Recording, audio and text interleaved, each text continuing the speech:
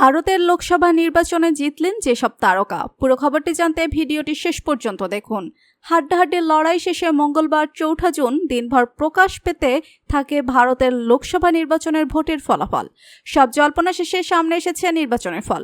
তারকাদের অংশগ্রহণে এবারের নির্বাচনী মাঠ ছিল সরগরম। প্রথমবার এসেই যেমন কেউ করেছেন বাজিমাত, আবার কারো ঝুলিতে যোগ হয়েছে বিজয়ের হ্যাট্রিক। পশ্চিমবঙ্গের ঘাটাল থেকে লড়েছেন টলিউডের জনপ্রিয় দুই অভিনেতা। তৃণমূলের হয়ে লড়াই করেছেন চিত্রনায়ক দীপক অধিকারী ওরফে দেব, যিনি বিগত 2 লোকসভা নির্বাচনে ঘাটাল থেকেই জিতেছিলেন। অন্যজন বিজেপি প্রার্থী চিত্রনায়ক হিরণ চট্টোপাধ্যায়।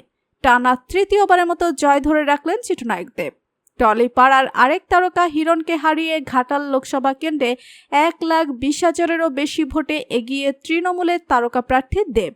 যাদবপুর লোকসভা কেন্দ্র থেকে লড়েছেন অভিনেত্রী সায়নী ঘোষ। 2021 সালে বিধানসভা নির্বাচনে হেরে হতাশ হয়ে গিয়েছিলেন তিনি। তারপরও তাকে সর্বভারতীয় তৃণমূল যুবনেত্রী পদে বসানো হয়। সেই সায়নী এবার লড়েছেন যাদবপুর থেকে বাম প্রার্থী সৃজন ভট্টাচার্যের বিপক্ষে। সবশেষ তথ্যমতে সায়নী ঘোষ 2,24,505 ভোটের ব্যবধানে জয়ী হয়েছেন। এ জয় তিনি উৎসর্গ করেছেন তার মাকে। এদিকে পশ্চিমবঙ্গের হুগলি থেকে হাড্ডাহাড্ডি লড়াই শেষে দিদি নাম্বার 1 খ্যাত অভিনেত্রী রচনা ব্যানার্জির কাছে হেরে গেলেন পর্দার বন্ধু অভিনেত্রী লকেট চট্টোপাধ্যায়। হুগলির বিদায়ী সাংসদ ছিলেন লকেট চট্টোপাধ্যায়।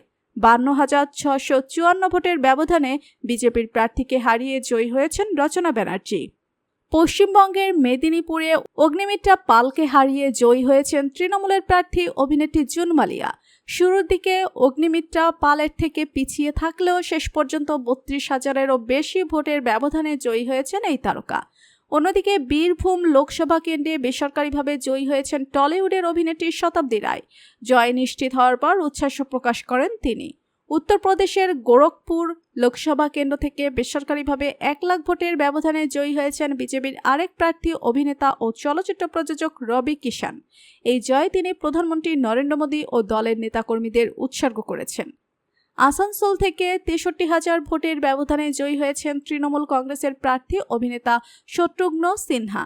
আর উত্তর পূর্ব দিল্লি লোকসভা আসনে লড়েছেন বিজেপি প্রার্থী অভিনেতা মনোজ তিওয়ারি ও কংগ্রেসের কানহাইয়া কুমার। শেষ খবর পাওয়া পর্যন্ত 1,37,000 ভোটের ব্যবধানে এগিয়ে আছেন বিজেপি প্রার্থী মনোজ।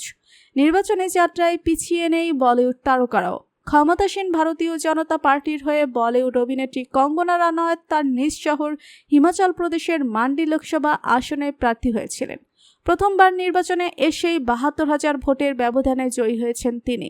সম্মানিত দর্শক, ভারতের নির্বাচন নিয়ে আপনাদের কি মতামত জানান কমেন্ট করে। ভিডিওটি আপনি যদি পছন্দ করে থাকেন অবশ্যই লাইক করবেন, শেয়ার করবেন আপনার বন্ধুদের সাথে। ধন্যবাদ।